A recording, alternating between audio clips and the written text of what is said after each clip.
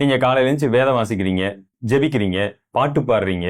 அதுக்கப்புறம் பாத்தீங்கன்னா சபை கூடுகையில ஒன்ன கூட நீங்க விட்டுறது கிடையாது.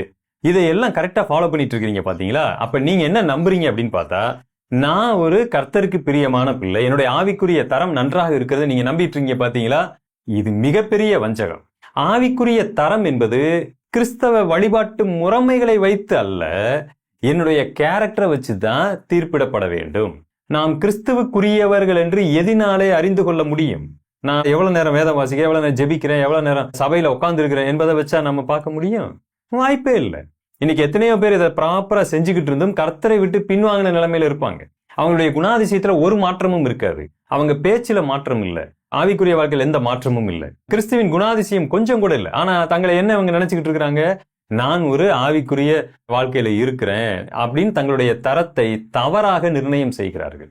அதுக்காக நான் வேதம் வாசிக்கிறது ஜெபிக்கிறதெல்லாம் இல்லாம இருக்கணும்னு சொல்ல வரல. நீங்க நான் என்ன நோக்கத்துல பேசுறேங்கிறத புரிந்து கொள்ள முடியும். வெறும் வேத வாசிப்பு, சபையை அட்டன் பண்றது, இதை மட்டும் வச்சுக்கிட்டு உங்களுடைய ஆவிக்குரிய தரத்தை நீங்கள் நிர்ணயித்தால் நீங்கள் வஞ்சிக்கப்பட்டிருக்கிறீங்க அப்படிங்கிறதுக்கு இதுதான் முதல் ஆதாரம்.